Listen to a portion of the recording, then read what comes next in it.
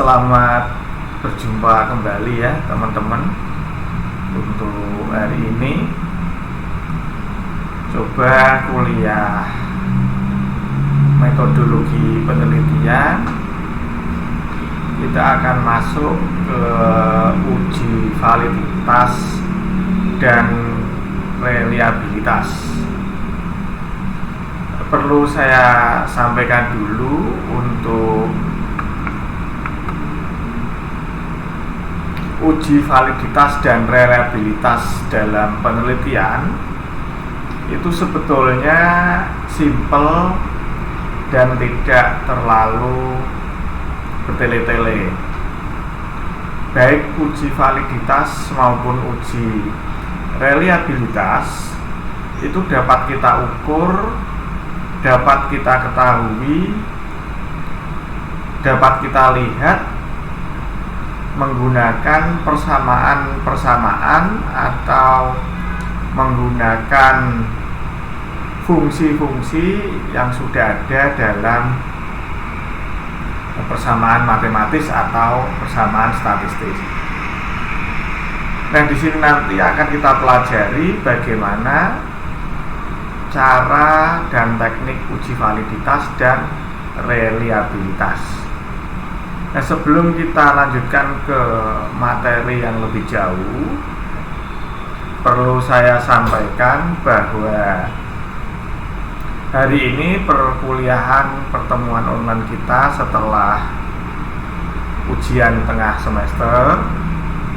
Saya harap teman-teman itu recharger kembali atau recharge kembali semangat dan juga keingintahuan dan juga keinginberhasilan dalam menyelesaikan studi pada Universitas Sains dan Teknologi Komputer, sehingga semangat itu mampu untuk digunakan sebagai spirit, menambah daya dan menambah kekuatan kita untuk bisa menyelesaikan studi kita secara tepat waktu.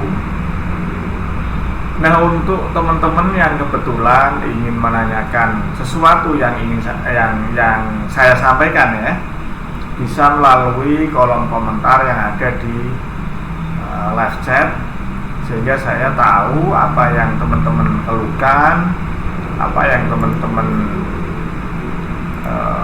rasakan, sehingga saya bisa langsung mengantisipasi untuk menerangkan atau paling tidak untuk memberi wawasan kepada teman-teman semua mengenai materi yang saya sampaikan yang kurang bisa dipahami oleh teman-teman semua.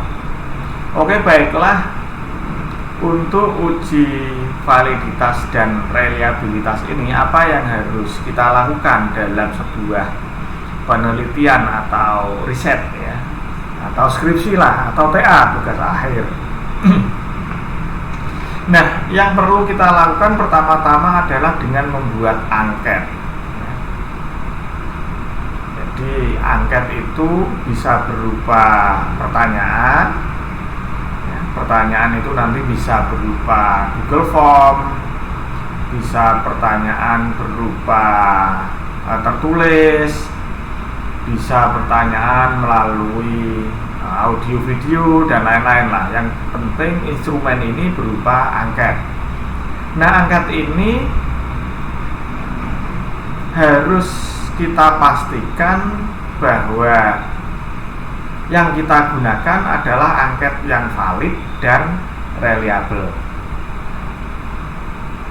sehingga nanti kita akan tahu apa itu uji validitas dan apa itu uji reliabilitas.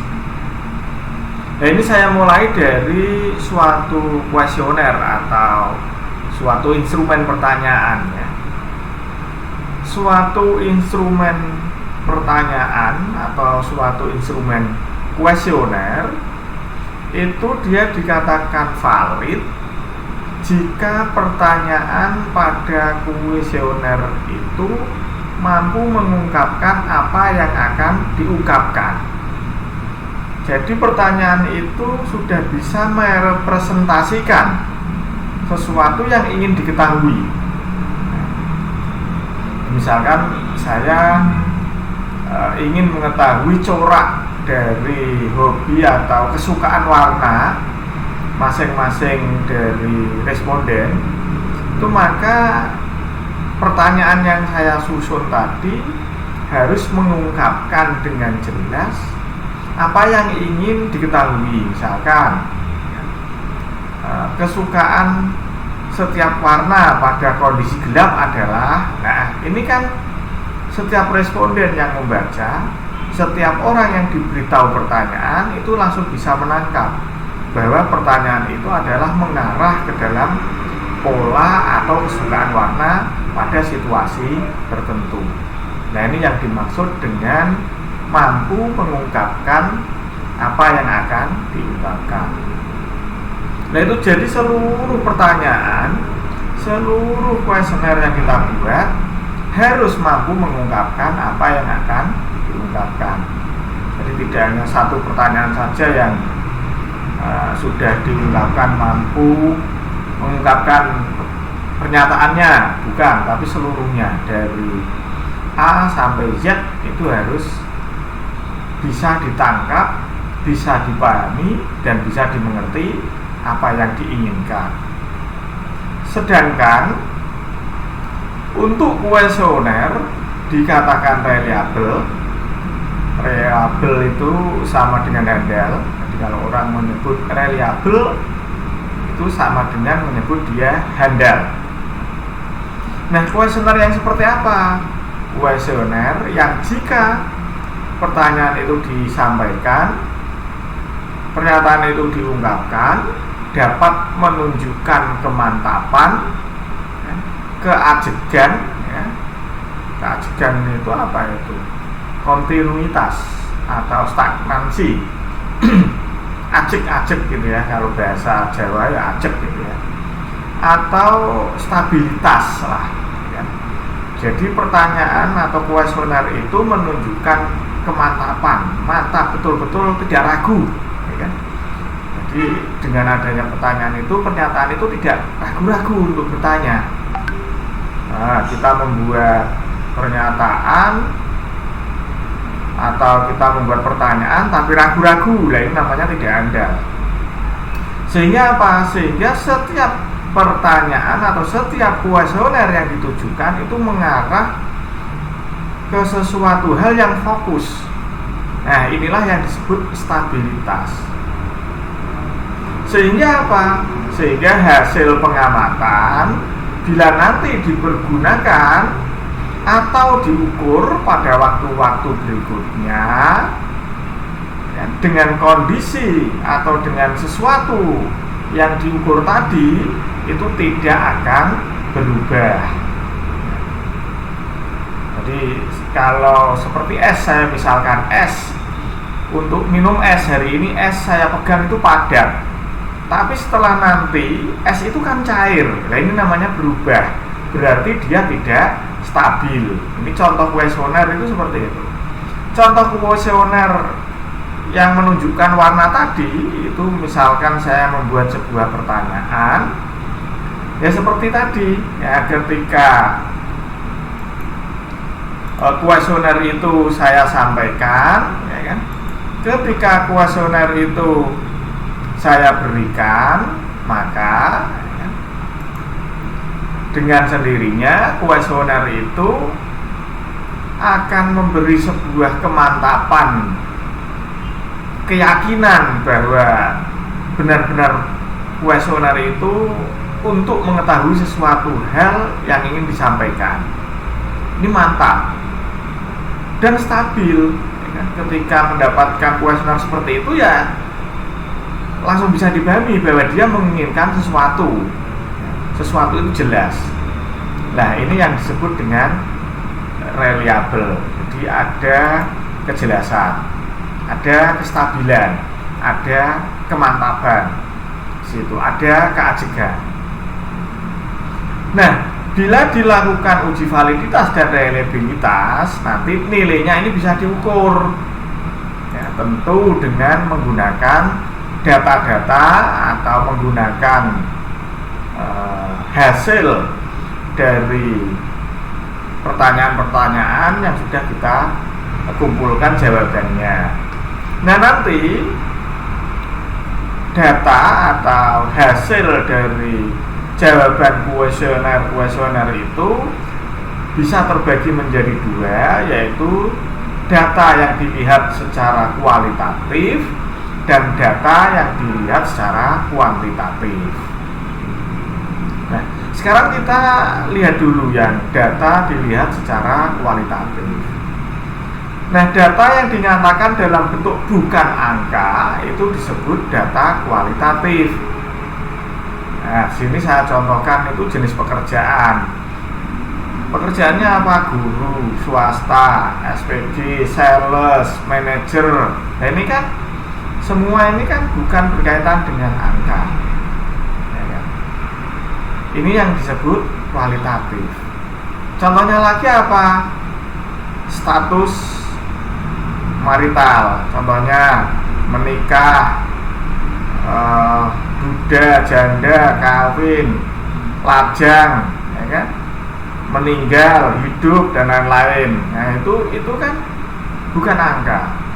Terus kepuasan kerja ya, puas, sangat puas, tidak puas, puas sekali, tidak puas sekali, sangat tidak puas. Nah, ini kan namanya kualitatif.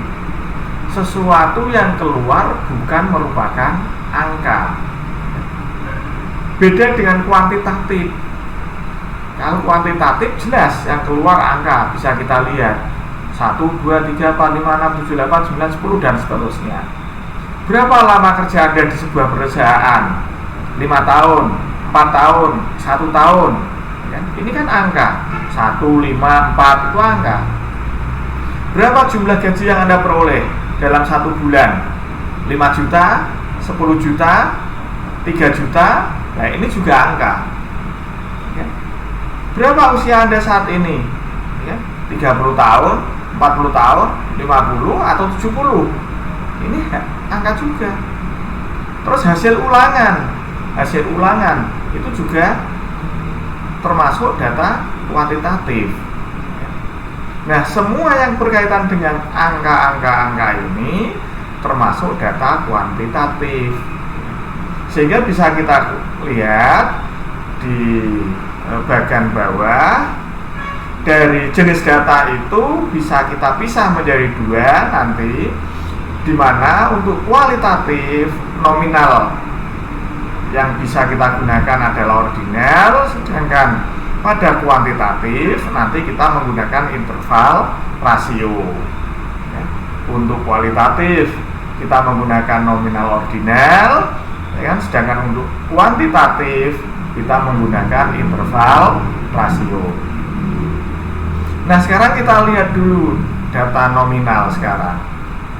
Data nominal ini data berskala nominal diperoleh dengan cara kategorisasi atau klasifikasi. Jadi ada macam banyak, terus kita bedakan berdasarkan kelas. Ya, misalkan ada mahasiswa kuliah metodologi penelitian sekarang ini, lalu saya pecah-pecah, saya kelompok-kelompokkan, saya bagi-bagi lagi menjadi beberapa bagian, ya kan? Lantas muncul, ya kan? Oh, ini metodologi kelas TI. Nah, ini metodologi yang kelas SI. Ini metodologi kelas teknik komputer. Nah, kelas-kelas inilah yang disebut dengan klasifikasi. Nah, pengelompokan inilah yang disebut data nominal. Sehingga di sini dicirikan bahwa data-data tadi mempunyai posisi yang sama atau setara. Sehingga data-data tadi tidak bisa dilakukan operasi matematika seperti penjumlahan, pengurangan, pengalian, pembagian, dan seterusnya. Misalkan jenis kelamin, ya kan, perempuan sama laki-laki, ya kan, ini dijumlahkan, nggak mau, ya kan. Jenis pekerjaan, ya, guru dengan manajer lalu dikurangkan, ini juga tidak bisa karena datanya adalah data nominal. Nah, sedangkan untuk data ordinal, ya, ini mempunyai posisi data yang tidak sama atau mempunyai posisi data yang tidak setara. Nah, data ordinal ini diperoleh melalui cara kategorifikasi, klasifikasi, tetapi ya, di antara data tersebut terdapat hubungan. Jadi ada korelasinya antara satu dengan yang lain. Tapi kalau nominal ini tidak ada korelasinya. Ya kan? Dan contohnya apa di sini data ordinal? Kepuasan kerja. Ya kan, kepuasan kerja ini kan dari sangat puas sampai tidak puas itu sangat berkaitan. Ya kan? Datanya berkelanjutan. Misalkan kalau tadi data nominal, apa jenis kelamin Anda?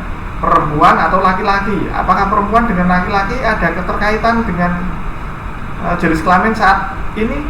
Kan nggak ada. Beda dengan yang data ordinal. Di mana data ordinal ini, apakah Anda puas dengan servis yang saya berikan? Jawabannya dari sangat tidak puas sampai dengan sangat puas. Nah, jawaban dari sangat tidak puas sampai dengan sangat puas ini saling ada keterkaitan. Kemudian untuk data interval itu adalah data yang diperoleh dengan cara pengukuran. Jadi kita melakukan pengukuran sehingga antara dua not atau dua titik skala itu bisa diketahui. Nah, ciri data dari interval, kalau tadi kan data nominal ordinal, cirinya datanya setara, terus kemudian tidak bisa dioperasikan secara matematis. Nah, ini ciri data yang interval ini tidak ada kategori pada data tersebut, dan data tersebut bisa dilakukan secara matematis. Contohnya di sini adalah temperatur, ya kan? Jadi berapakah temperatur udara saat ini? Ya. Ada yang Celcius, ada yang Fahrenheit, ya kan? Terus kemudian sistem kalender, ya. Nah, kalender itu kan dari tanggal 1 sampai tanggal 30 berurutan datanya. 1, 2, 3, 4 ya, tanggal 1, 2, 3, 4 sampai tanggal 30 kan gitu. Itu namanya interval. Lalu kemudian ada data rasio ya. Kalau tadi data interval itu termasuk data kuantitatif ya. Nah, sekarang data rasio juga masuk data kuantitatif. Nah, yang data kualitatif apa? Yang tadi yang saya sebutkan, data nominal dan data ordinal. Nah, sekarang untuk data rasio yang bersifat kuantitatif ya, adalah data yang diperoleh dengan cara pengukuran sama, di mana jarak antara dua titik skala sudah diketahui dan mempunyai titik nol absolut. Contohnya apa di sini? Contohnya gaji.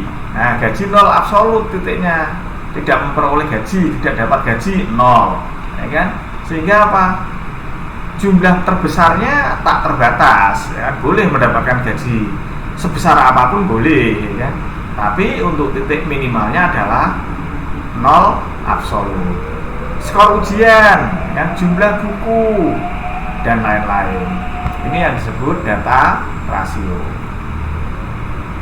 Nah, untuk prosedur pengolahan datanya itu nanti yang pertama adalah parameter, di mana parameter ini akan dibagi menjadi parameter statistik parametrik dan statistik non parametrik. Jadi statistik parametrik itu berhubungan dengan inferensi statistik. Terus parameter statistik non parametrik itu adalah inferensi statistik yang tidak membahas parameter-parameter populasi, jenis data, nominal atau ordinar, ya, distribusi data, ya, distribusinya nanti normal atau tidak normal. Ini yang non parametrik. Sedangkan yang parametrik nanti dia akan berhubungan dengan inferensi statistik yang membahas tentang parameter populasi, ya, parameter jenis data, parameter interval, parameter rasio, ya.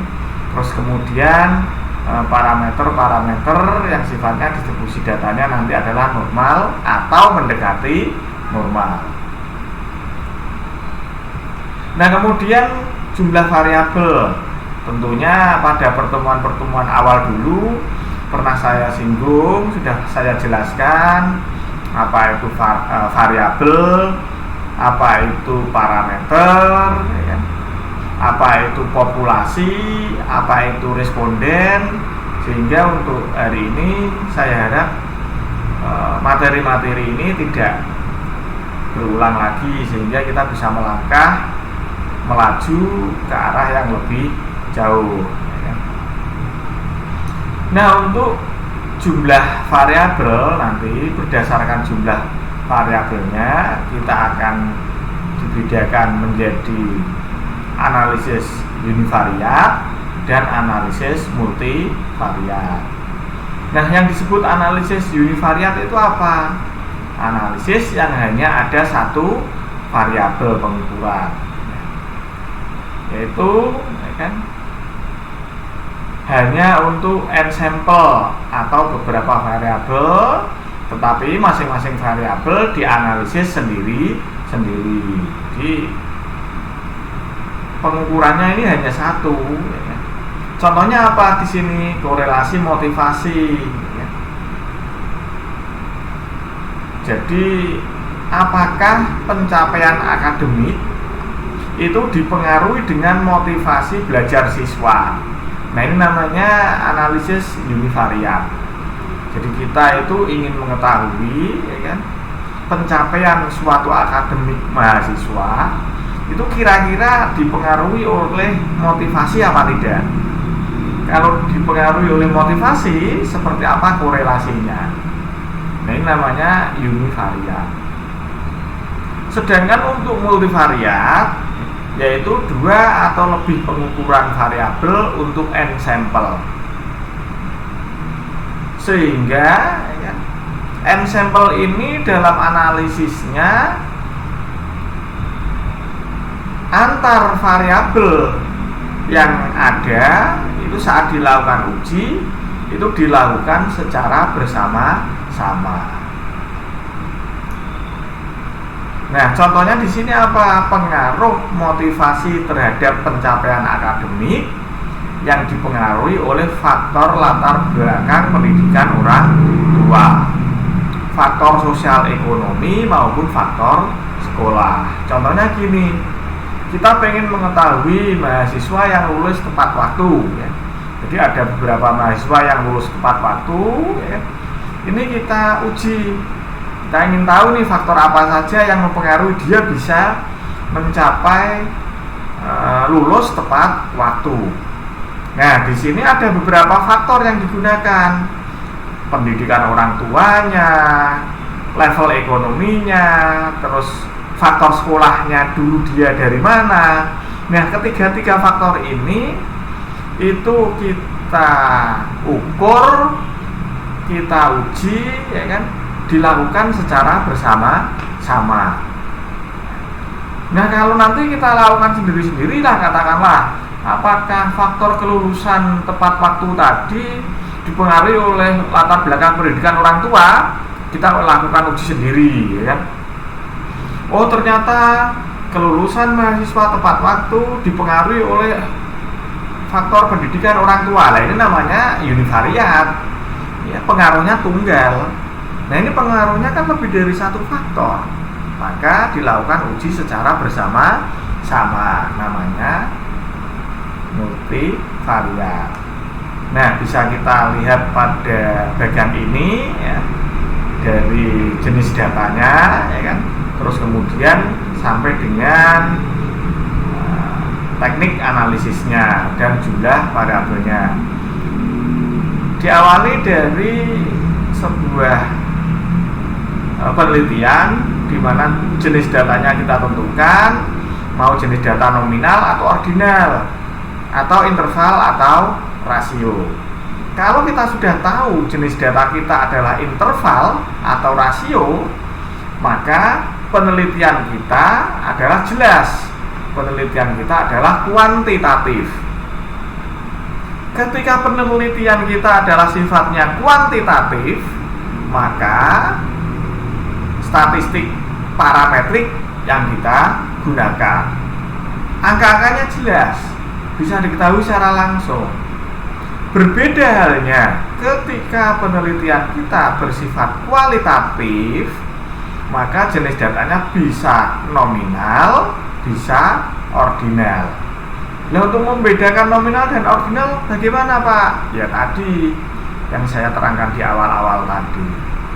Sehingga ya, statistiknya yang kita gunakan adalah statistik non parametrik, di mana jumlah variabelnya nanti ya, yang kita gunakan variabel itu ya, variabel ya, ini bukan parameter ya. Jumlah variabelnya yang kita gunakan bisa satu atau lebih. Ketika kita menggunakan satu variabel saja untuk mengukur sesuatu, untuk mengetahui hasilnya sesuatu, hanya satu variabel, maka analisis yang kita gunakan adalah analisis univariat. Tetapi ketika jumlah variabelnya lebih dari satu, karena kita butuh variabel itu untuk mengetahui hasilnya lebih dari satu, maka akan kita lakukan uji secara bersama-sama dengan menggunakan analisis multivariat. Bisa diketahui ya dari bagian ini ya. Jadi kita harus tentukan dulu nih, penelitian kita itu sifatnya adalah kualitatif atau kuantitatif. Kalau kualitatif saya berarti beloknya ke kiri, kalau kuantitatif saya beloknya ke kanan. Jelas kalau kuantitatif itu menggunakan data interval atau data rasio, sehingga statistik yang digunakan adalah statistik parametrik ya.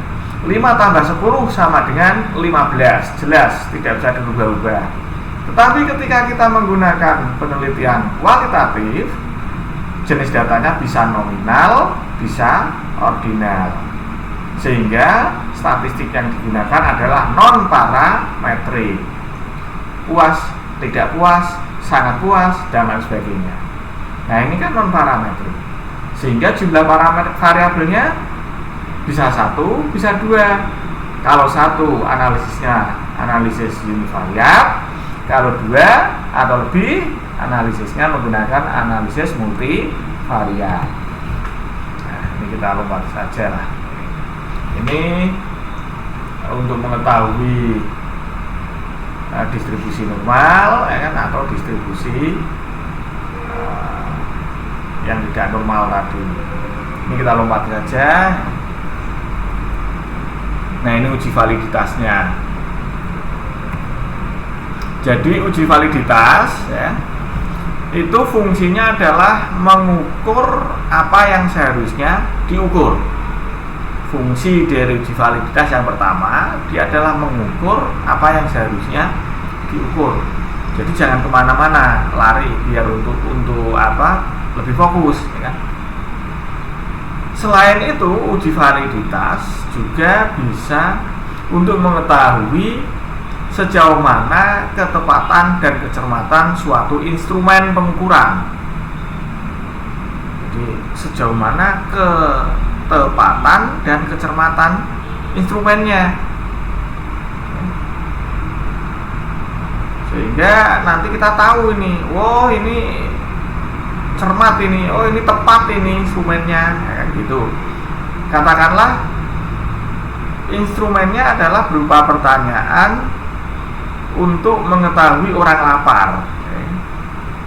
Nah, tentunya untuk mengetahui orang lapar, pertanyaannya adalah apakah sarapan pagi membuat kenyang? Contohnya seperti itu. Otomatis kan jawabannya kan membuat kenyang, membuat agak kenyang, membuat lapar, dan seterusnya, ya kan? Beda ya, ketika kita ingin mengetahui orang lapar, tapi pertanyaan apakah Anda ke kampus menggunakan sepeda? Nah ini kan berarti kan kita mengukur sesuatu yang tidak perlu diukur. Nah ini fungsi dari uji validitas. Nah, kita harus mengukur apa yang perlu diukur. Itu tujuannya adalah agar data yang diperoleh bisa relevan sesuai dengan tujuan diadakannya pengukuran data tersebut. Ini contohnya dalam mengukur motivasi. Nah, dalam mengukur motivasi seorang peneliti atau kita yang sedang melakukan penelitian, tentunya akan membuat instrumen. Nah, instrumen ini berkaitan dengan pertanyaan-pertanyaan yang kaitannya motivasi.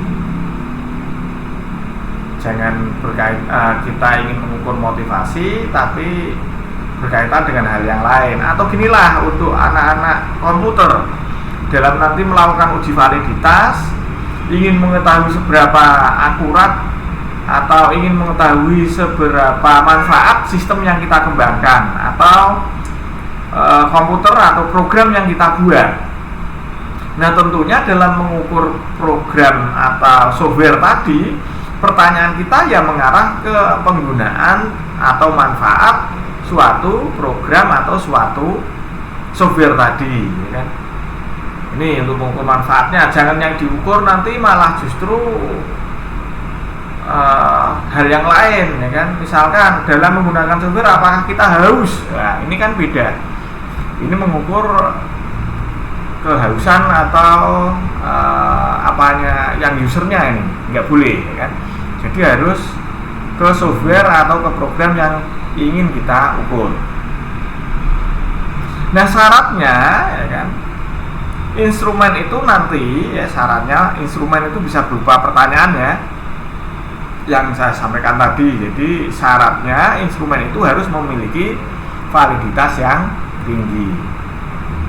Terus kemudian untuk mengetahui korelasinya, ya, kita bisa memberikan skor, ya, skor dari setiap variabel.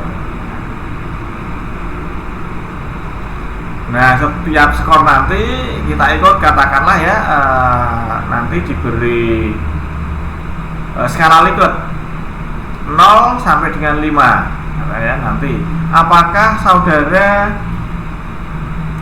puas menggunakan software menghitung cuaca, ya, nanti tidak puas kita kasih skor 0, sangat puas kita kasih skor 5. Ini penskorannya seperti itu.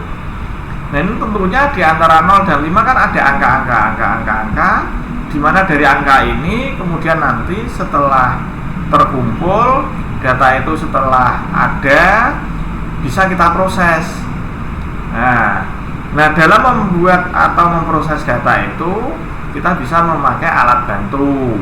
Contoh alat bantunya adalah SPSS. Contoh alat bantunya bisa menggunakan Excel dan lain sebagainya. Mungkin untuk validitas itu yang bisa saya sampaikan. Sebelum kita melangkah ke reliabilitas, yang kemungkinan nanti algoritma atau apa ya istilahnya ya, metode metode untuk melakukan uji validitas dan reliabilitas akan saya sampaikan pada pertemuan berikutnya ya, metode-metode yang ada di dalam uji validitas maupun uji reliabilitas. Untuk hari ini saya akhiri sekian dulu materi yang saya sampaikan. Sekiranya kurang paham bisa melalui live chat atau mungkin memanfaatkan grup WA yang ada, silakan bertanya melalui grup WA. Kita bangun konsep bahwa kuliah kita adalah kuliah yang menyenangkan, sehingga kita bisa berkomunikasi baik antar mahasiswa maupun antar dosen, antar dosennya, antar mahasiswanya, antar mahasiswa dengan dosen bisa berkomunikasi, bisa saling memberikan solusi. Demikian saya akhiri, sekali lagi mohon maaf, terima kasih.